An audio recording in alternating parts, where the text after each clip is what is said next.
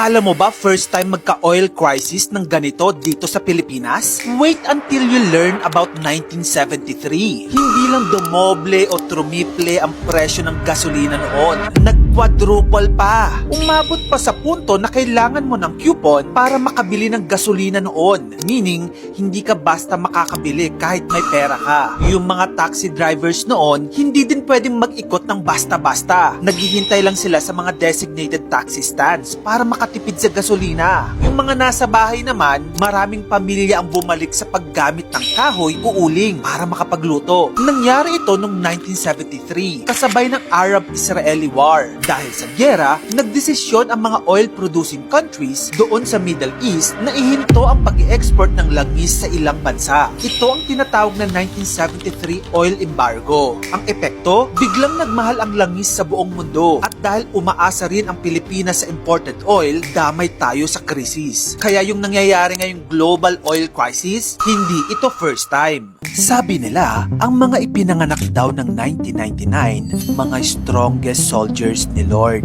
Alam mo kung bakit? Sila yung unang batch na naka-experience ng senior high school. Biglang nagbago ang sistema. Parang sila yung naging experiment. At pagdating nila sa college, nung nasa kalagitnaan na sila, biglang nagka-pandemic, global lockdown, tapos napunta na sa online classes. Kaya naman yung college life na inaabangan ng lahat, napunta sa Zoom. Karamihan din sa mga 1999 babies, hindi man lang naka-experience ng physical graduation. Tapos ngayon na nagtatrabaho na sila, akala mo okay na? Hindi pa rin. May bago na namang krisis. Tumaas ang presyo ng gasolina. Ang mahal ng bilihin. Hirap mag-travel. Kaya minsan, mapapasabi ka na lang. Mukhang mga 1999 babies nga, yung strongest soldiers ni Lord. Ikaw, anong taon ka ba ipinanganak?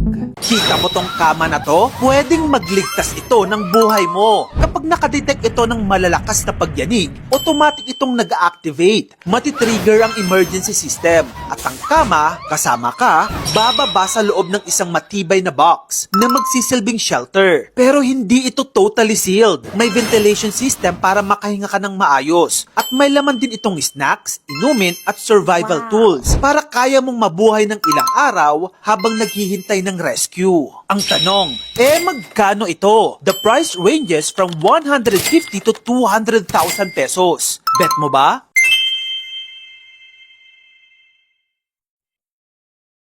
May nagtanong sa atin kamagkano. I just want to know why Likas Papaya is no longer available at SM Supermalls, Mercury, Watsons, and other big stores. Yung likas papaya na tinutukoy niya dyan, yung sikat na color orange na sabon na dating bet na mga ate at tita natin na gustong pumuti ang balat. Isa ito sa pinaka-iconic whitening soap sa Pilipinas noon. Well, unang-una hindi siya banned. Meron pa rin ito online at sa ibang stores. Pero ang pinaka-rason bakit mahirap na siyang hagilapin ngayon ay competition. Sa big stores, limited lang kasi ang shelf space. Kung sinong mas malakas ang benta at marketing, sila ang nakalagay sa shelf. At ngayon, mas dominant na ang brands like Koji-san at Silka Papaya. Maliban dyan, meron ding distribution issues. Pwedeng hindi consistent ang supply nila, kaya tinanggal muna sa major chains. Then lastly, fake products problem. Likas Papaya is one of the most copied soaps sa Pilipinas. Kahit nagiging cautious na ang ibang retailers, nagkalat pa rin ang peke. In conclusion, hindi siya nawala dahil pangit siya. Na-outcompete lang siya. Sa negosyo kasi hindi sapat na sikat ka. Kailangan visible ka.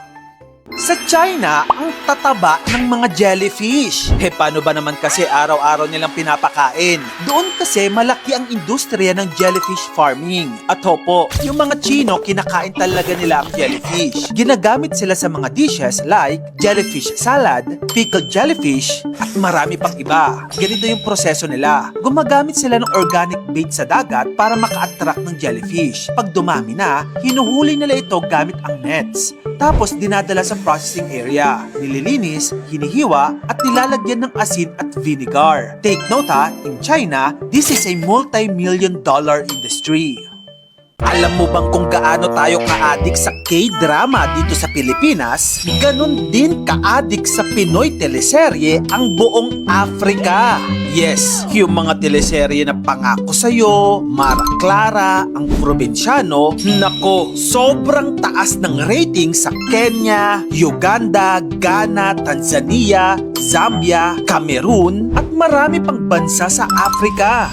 At according sa reports, may mga tao pa raw na umuuwi ng maaga para lang hindi ma-miss ang susunod na episode. Yes, kung gaano tayo kahayok sa K-drama na nagbi-binge watch tayo dito sa Pilipinas, doon naman sa Africa, click na click ang ating mga Pinoy teleserye doon. Paano nga ba nagsimula ang lahat? Well, ang remarkable year ay 2005.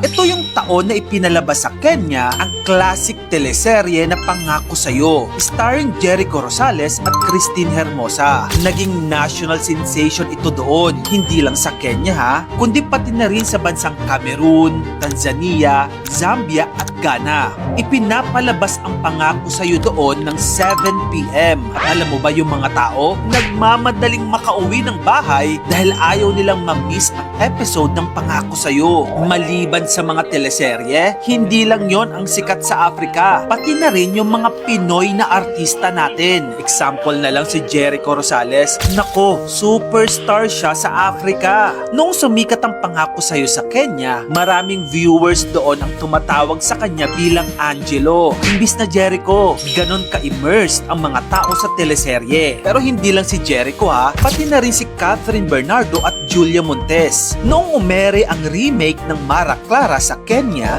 nako, naging national sensation ito doon. Nagkaroon pa nga ng local fan groups at online communities na nag-uusap tungkol kina Catherine Bernardo at Julia Montes. Imaginin mo no, habang tayo dito nagfa-fanboy at fangirl sa K-pop, yung mga taga-Kenya naman ay nag-uusap tungkol kina Catherine at Julia. Pero bakit nga ba gustong-gusto nila ang Pinoy teleserye? Ang unang nakikitang dahilan ay kasi relatable. Ayon sa maraming interviews at articles, maraming African viewers ang nakaka-relate sa mga kwento ng kahirapan, pamilya, sakripisyo, pag-ibig at pagbangon sa buhay. Pinoy na Pinoy ang kwento, no? At kahit magkaibang kontinente tayo, pareho tayong may close family ties, economic struggles, at pangarap na makaahon sa buhay. Kaya tumatagos ang kwento. Gets na gets ng mga taga-Africa ang hugot nating mga Pilipino. Maliban dyan, may mga Kenyan noon na nagsasabing akala nila lahat ng Pilipino ay mayaman. Bakit kamo? Kasi sa mga teleserye daw natin, yung lalaking bida laging may mansyon. Yung kontrabida, nakatira sa mansyon. Yung nawawalang anak, may mansyon. Pati aso minsan parang nakatira pa sa mansyon. Kaya nung may nakilala silang totoong Pilipino, nagulat sila na hindi pala lahat nakatira sa Malabuena Vista na mansyon.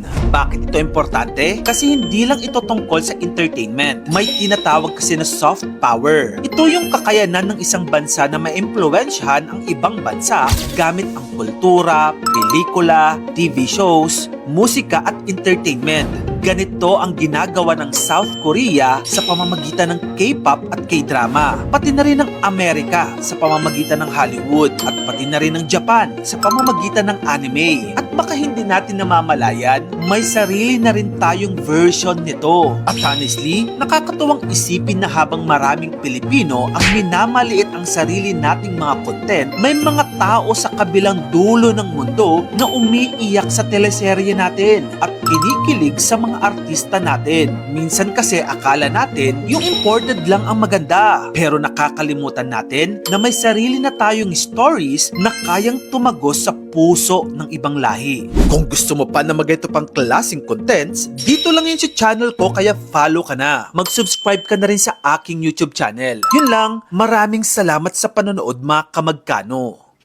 Bakit nila hinahagis ang mga baby sa swimming pool? Mukhang shocking, no? Pero sa totoo lang, may dahilan kung bakit nila ito ginagawa. Tinatawag itong infant survival swimming. Ang idea, turuan ng mga baby na maging komportable sa tubig kahit bago pa sila matutong maglakad. Kasi ang interesting fact, ang mga sanggol ay may natural reflex kapag nasa tubig. Tinatawag itong diving reflex. Kapag nalubog ang mukha nila sa tubig, kusa silang nag-hold ng breath at nag-a-adjust ang katawan nila para hindi agad malunod. Ang training na ito, dahan-dahang tinuturuan ang mga baby na mag-float sa likod, mag-roll para makahinga at manatiling kalmado sa tubig. Kaya sa maraming bansa, ang isa sa common accident sa bata ay drowning sa pools o tubig. Kaya kahit mukhang nakakatakot sa una, ang pagtuturo sa mga baby na lumangoy ng maaga ay para matutunan nilang mabuhay sa tubig. Isang skill na maaaring magligtas ng buhay nila balang araw.